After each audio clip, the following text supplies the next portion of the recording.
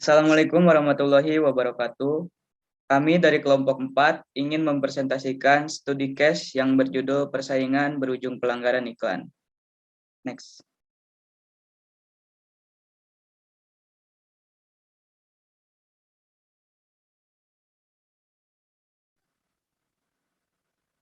Kami yang beranggotakan Muhammad Tegar Fitrianto, Akvin Khoirullah, Servatius Nicholas Pinem, Salmanila Nur Alfifah, Rahmatia Nur Alizah, dan Kania Adila Putri Baltika. Next.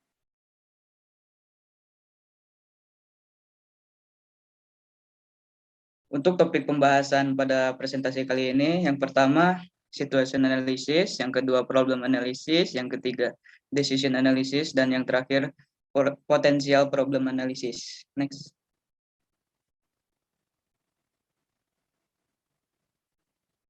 Untuk situation analysis akan dibacakan oleh Tius dan Kania.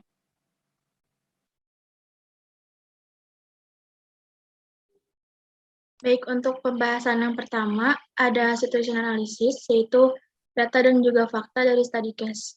Yang pertama, di masa sekarang, sebagian besar media massa berkompetisi meningkatkan iklannya, sedangkan pada awalnya, media massa hanya berisikan informasi mengenai berita yang terbatas berisikan iklan.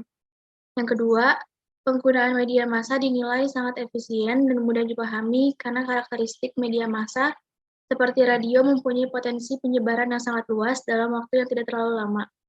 Yang ketiga, media radio sangat akrab dengan masyarakat karena radio mampu menjadi media yang komunikatif, edukatif, dan menghibur, yang hanya membutuhkan indera pendengaran sehingga dapat didengar di mana saja ataupun sambil melakukan segala aktivitas. Untuk poin-poin selanjutnya akan dibacakan oleh Saudara Tius.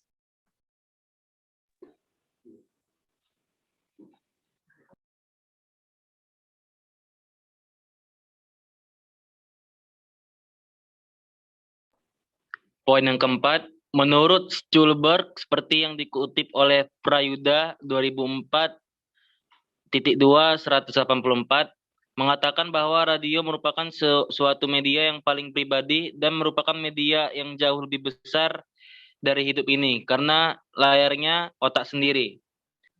Yang keenam, iklan tidak boleh menggunakan kata, ungkapan, penggambaran, atau pencitraan yang menjanjikan penyembuhan, melainkan hanya membantu menghilangkan gejala dari sesuatu penyakit.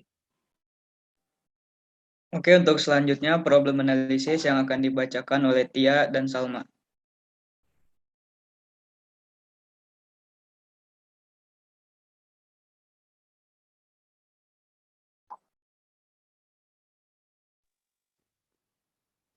Selanjutnya ada problem analisis, yaitu permasalahan dari study case. Yang pertama, banyak perusahaan yang memanfaatkan iklan di radio untuk memenangkan persaingan melalui komunikasi yang persuasif kepada konsumen. Yang kedua, semakin berkembangnya periklanan pada media radio menyebabkan semakin banyak kompetisi antar industri periklanan untuk mendapatkan respon positif dari masyarakat. Yang ketiga, masih banyak pengiklan yang mengabaikan etika pariwara Indonesia atau EPI.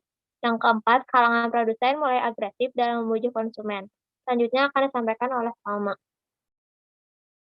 Baik, untuk poin yang selanjutnya, persuasif dalam iklan saat ini mulai melanggar etika periklanan dan lebih memberikan kesan yang melebih-lebihkan dan tidak sesuai dengan informasi yang benar. Next.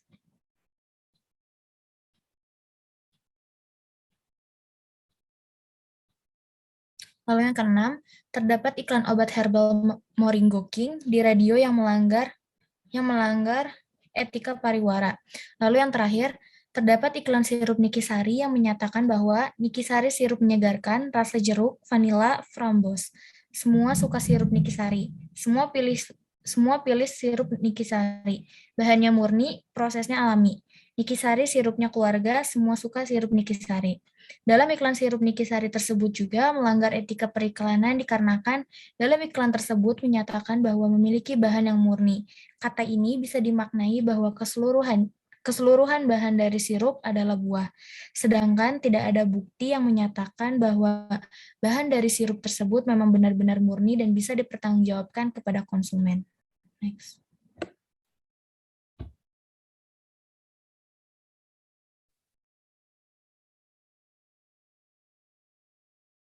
Oke, selanjutnya decision analysis yang akan dibacakan oleh saya sendiri. Next.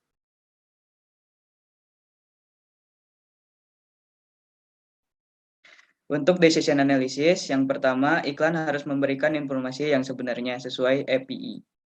Pasal 2, 3, 4, bahwa iklan tidak boleh menggunakan kata-kata, ungkapan, penggambaran, atau pencitraan yang menjanjikan penyembuhan, melainkan hanya untuk membantu menghilangkan gejala dari suatu penyakit.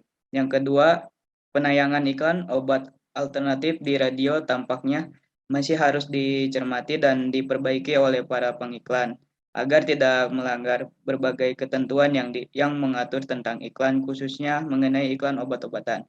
Yang ketiga, kebebasan ini harus dikelola dengan sebuah norma supaya tidak terjadi kekacauan, yaitu tanggung jawab sosial. Dan yang terakhir, yang keempat, keunikan dan kreativitas dalam periklanan memang sangat diperlukan, namun juga harus tetap berpedoman pada peraturan. Next.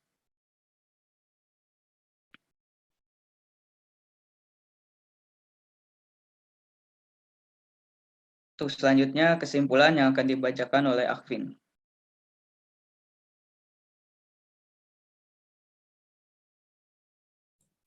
Kesimpulan dari study case ini, kesimpulannya, media massa sekarang banyak yang berkompetensi meningkatkan iklannya tanpa mengikuti aturan yang berlaku atau yang sudah ditetapkan. Masih sangat banyak juga perusahaan yang memanfaatkan periklanan yang tidak berpedoman pada peraturan untuk mengatasi periklanan yang mengabaikan etika pariwara Indonesia atau EPI. Dengan menegaskan peraturan dan hukum yang berlaku, hal-hal tentang pelanggaran dalam etika periklanan perlu diperhatikan oleh para pengiklanan agar kualitas media siaran dan pariwara di Indonesia dapat menuju ke arah yang lebih baik dan berbobot, sehingga menjadi aman untuk dikonsumsi masyarakat dan tidak melanggar etika pariwara Indonesia.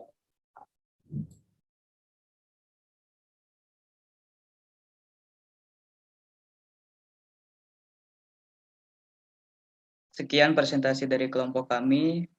Kurang lebihnya mohon dimaafkan. Wassalamualaikum warahmatullahi wabarakatuh.